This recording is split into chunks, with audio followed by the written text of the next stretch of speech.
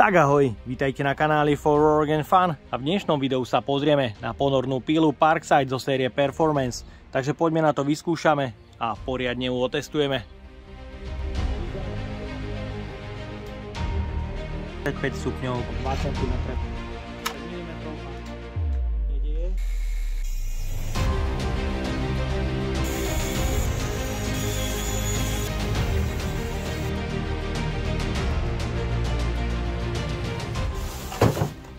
Mnohí z vás dlho očakávajú do série Parkside Performance kocúra, alebo teda mafla. Ja už mám na stole pripravenú ponornú pílu s modelovým označením PPTSA 20 LI-A1 s priemerom kotúča 140 mm, maximálnou hĺbkou rezu pri 90 stupňovom uhle 52 mm.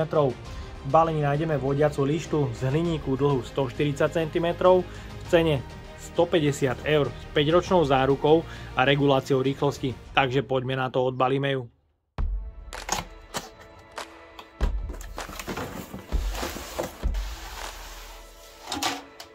Lišta má zo spodnej strany mäkčený povrch, aby nepoškodzovala materiál. Je tu jedna drážka pre spájanie lišty. A z vrchnej strany sú profily pre zaistenie ponornej píly. No a druhá časť už má aj profil pre spojenie obidvoch lišt dokopy, teda maximum 140 cm.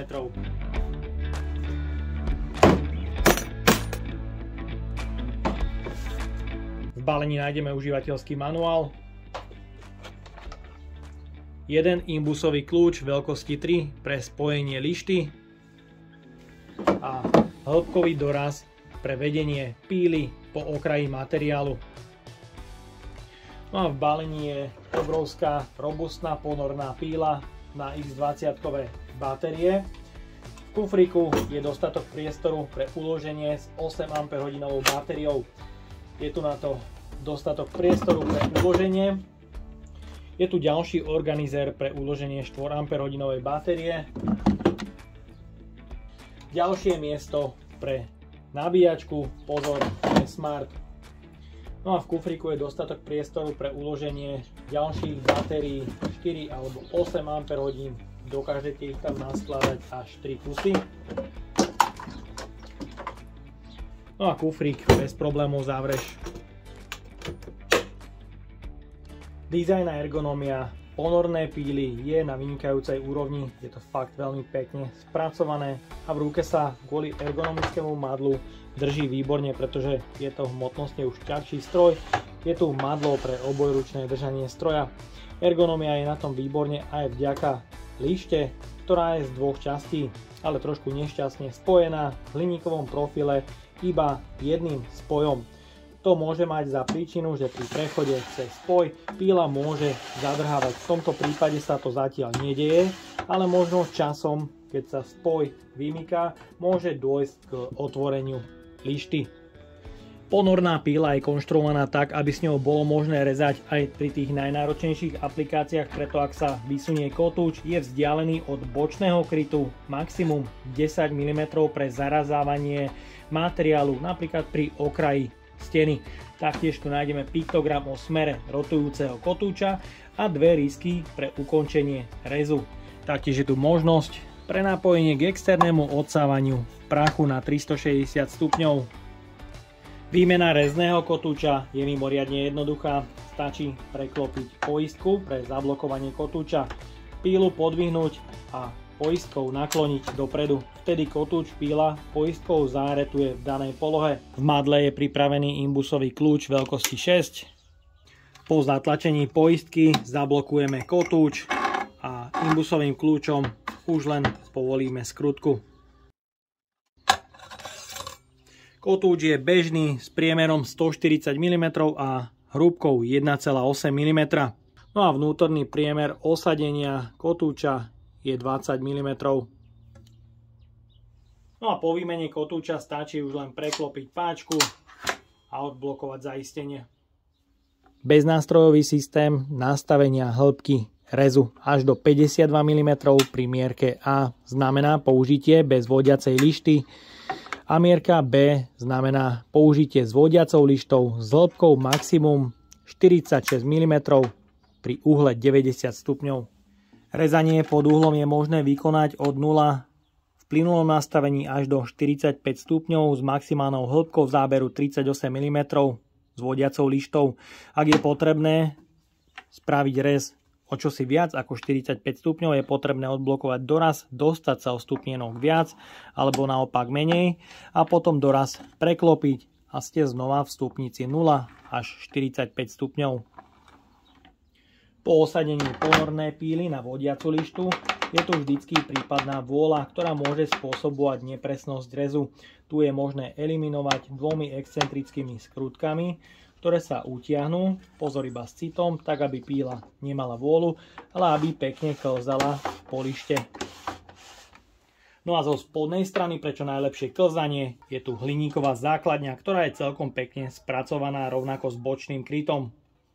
Je tu možnosť použiť hliníkovú vodiacu lištu pre rezanie popri okraji materiálu, ktorá sa vloží beznástrojovým systémom, utiahne dvomi rýchlo upínacími skrutkami.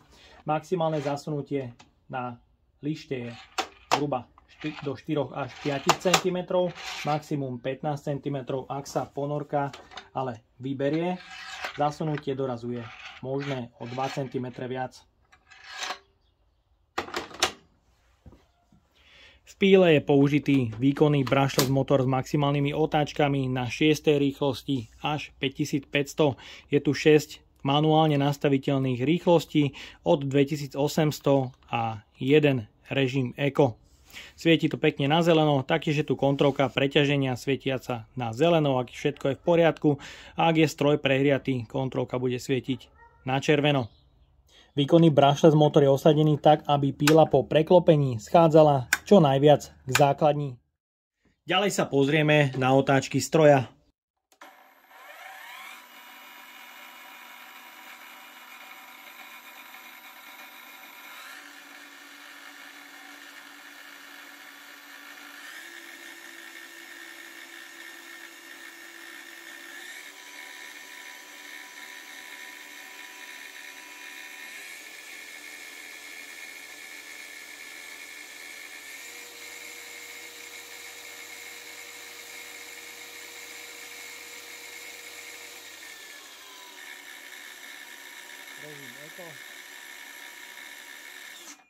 Maximálne otáčky stroja sedia s tým, čo výrobca uvádza na štítku. Ďalej sa pozrieme aj na hlučnosť bez zaťaženia.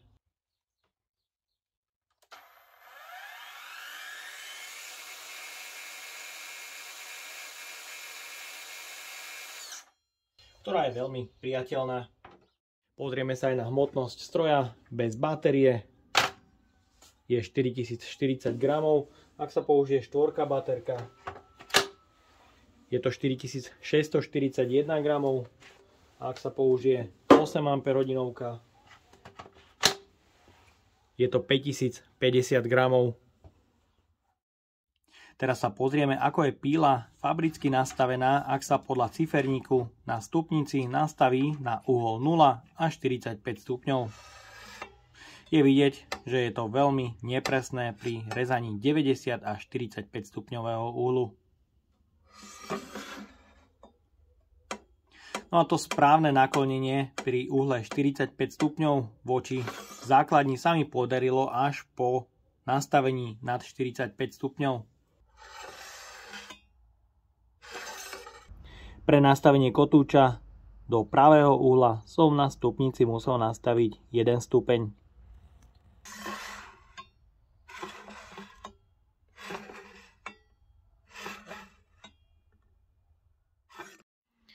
Pri prvom reze je potrebné eliminovať vôľu pomocou excentrickej skrutky a taktiež na lište sa nachádza po okraji plastová časť po celej dĺžke, ktorá kopíruje vnútornú časť kotúča. Tá sa doslova opiera, takže je potrebné spraviť prvý rez po celej dĺžke lišty pre zrovnanie. No a tá plastová časť je samozrejme vymeniteľný diel, ktorý Parkside určite nemá v náhradných dieloch. No a teraz je okraj lišty krásne zarovnaný s vnútornou stranou kotúča. Podľa stupnice B urobíme predrez hlboký 1 mm.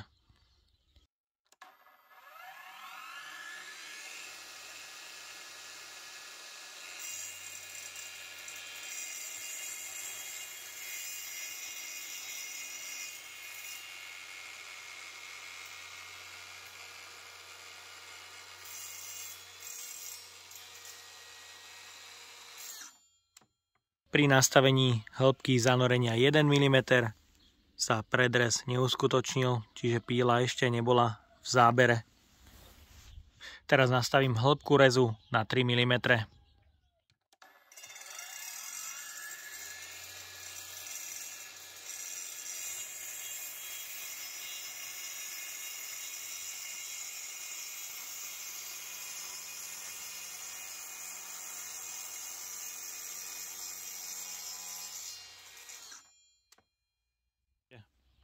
Schválne som zvolil čiernu, aby boli vidieť prípadné nedostatky, takže predrez nastavený síce na mierke na 3 mm má hĺbku, ktorú si zmeriame a myslím, že to nebude viac ako 2 mm.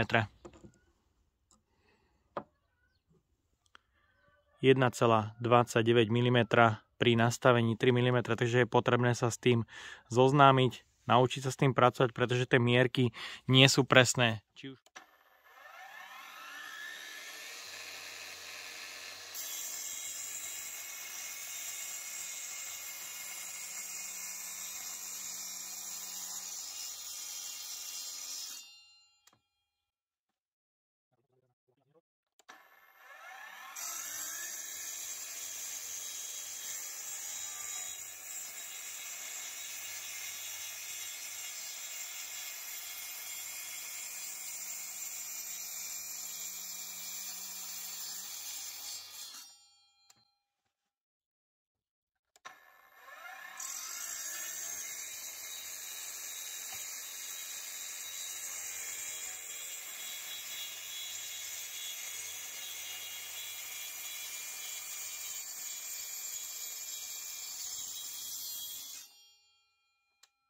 No ale poďme sa pozrieť na rez.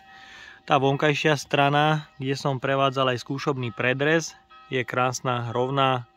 Naozaj je tam vidieť iba minimum vyštiepených častí, ale tá vnútorná strana, tá je krásne zarovnaná. Myslím, že výborný výsledok. Čistota rezu, myslím, že vynikajúca. Na tej čiernej by bolo vidieť veľmi slušne prípadné nedostatky.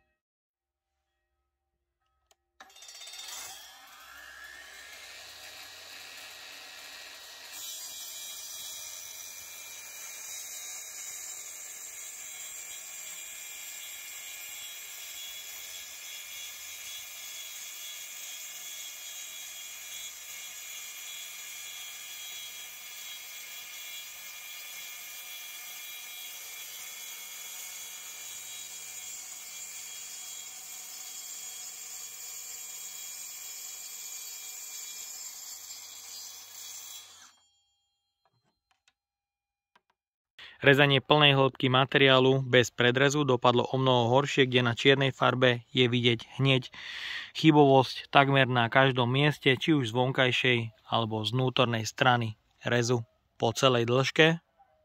Je to vidieť z diaľky, ale zo spodnej strany odrezku je rez veľmi pekný, bez chybovosti, takže určite je dôležitý ten predrez, aby sa materiál nepoškodzoval zbytočne. Ďalej sa pozrieme aj na presnosť rezu, kde je vidieť malinkú nepresnosť.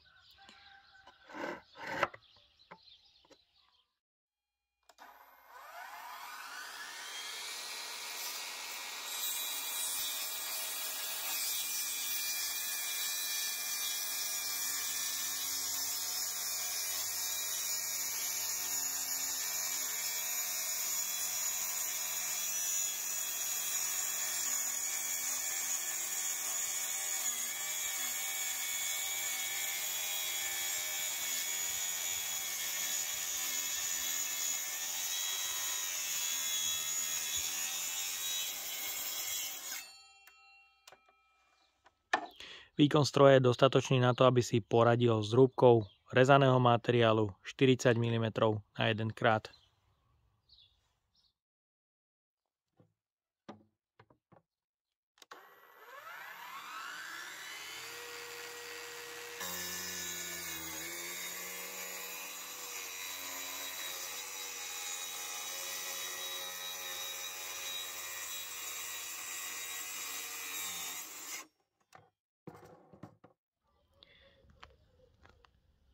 Vzdialenosť rezu od okraju je do 10 mm.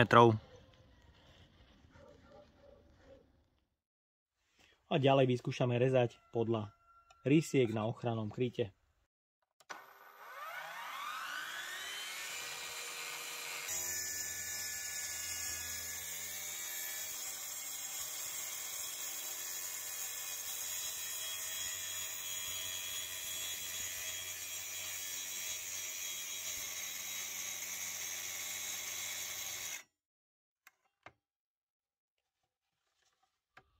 Je tam vidieť rozdiel, tu je ale potrebné rátať aj s tým, že vysunutie kotúča z lištov je menšie a teda ten ponor nie je taký dlhý a samozrejme tá obvodová časť kotúča sa zmenšuje. Takže je tu rozdiel na riske pre začatie a pre dokončenie som išiel už na doraz, na vyznačenej riske, aby ste videli, že sa dá spraviť takmer 90 stupňový uhol.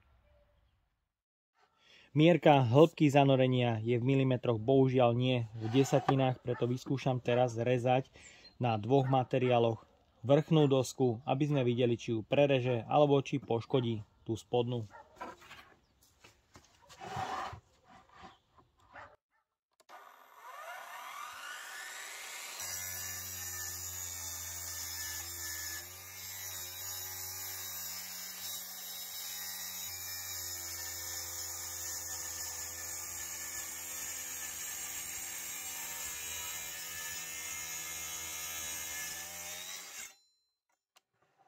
Pozrieme sa teda na výsledok rezu.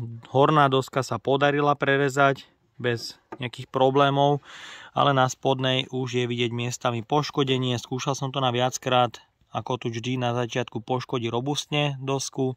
Ďalej to je už o niečo lepšie, následne znova horšie. Takže to jemné doladenie by tu bolo určite vhodné. Vyskúšame rez pod uhlom 45 stupňov podľa ciferníku na mierke.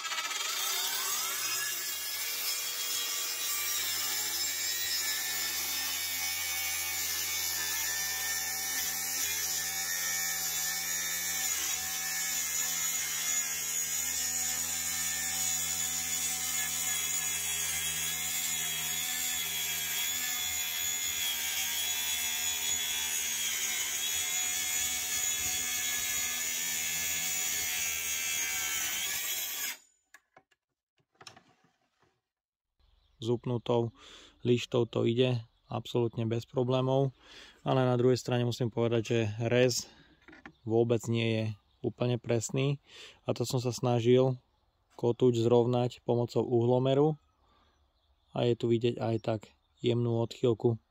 Takže na tie naozaj presné detailné práce tá píla určite nie je, pretože sa veľmi pracne narobíte s tým, aby ste ju nastavili absolútne presne. Teraz na pílu vyskúšam v reze zatlačiť na 6. rýchlosti.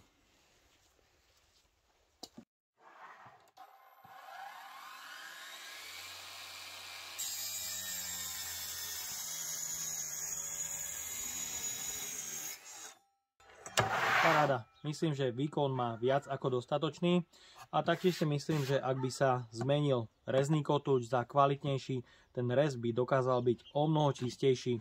Už takto to vyzerá podľa môjho názoru celkom slušne. No a teraz vyskúšame režim Eco.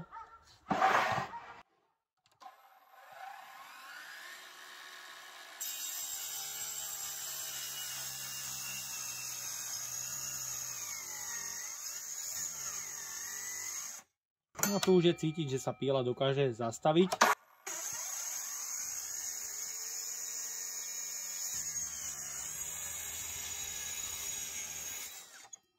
Ale režim 6. rýchlosti je proste výborný, tam je sila. Tak a máme tu záver recenzie a zároveň moje prvé skúsenosti s ponornou pílou, kde sa mi píla po dizajnovej stránke páči. Jej výkon je výborný, konštrukcia pevná, super, nemám jej absolútne čo vytknúť, ponúka rôzne nastavenia a technické vychytávky, aby sa s ňou dali robiť rôzne aplikácie, napríklad rezanie popri stene, do 10 mm, absolútna topovka, mierky, tá píla má jednoducho všetko, čo má mať, všetky možné nastavenia na elimináciu vôle, nastavenia úhlu a tak ďalej. Výmena kotúča je mimoriadne jednoduchá, kotúč, ktorý je v balení, dokáže rezať veľmi pekne bez vyštiepovania materiálu, ale je potrebné vykonať predrez. No ale samozrejme mám čo vytknúť, pretože som ho skúšal tak, aby mohla splniť očakávanie aj tomu najnáročnejšiemu používateľovi, a teda som vyskúšal nastaviť aj mierky, či už hĺbku záberu. Tu mierka nesedí s tým, čo výrobca uvádza, je tam rozdiel zhruba 1,5 mm, na to by sa ešte dalo zvyknúť, ale samotný uhol rezania, či už pod nastavením 0 alebo 45 stupňov, nesedí, píla reže proste krivo. Samozrejme by sa to dalo nastaviť, dalo by sa to zoštelovať, ale to nastavenie, hlavne pri úhle 45 stupňov, je samozrejme pracné. A tým by som sa vyjadril k tomu asi tak, že na domáce použitie to môže byť celkom vhodné, má to vynikajúci výkon, reže to celkom pekne, ale na profesionálne použitie absolútne nie, pretože napríklad tu nie je doladenie hĺbky po desatinách, čo profikovi určite môže chýbať, a tá presnosť je to, čo by som jej vytkol. No a ja dúfam, že sa vám dnešné video páčilo. Ak by ste ma aj vy chceli podporiť finančným príspevkom, dole do popisu vkladám link na PayPal Donate. No a odo mňa je to na dnes všetko. A ak sa ti toto video páčilo, daj like, potvrď odber a zvonček, aby ti už neušlo ďalšie video. Ahoj.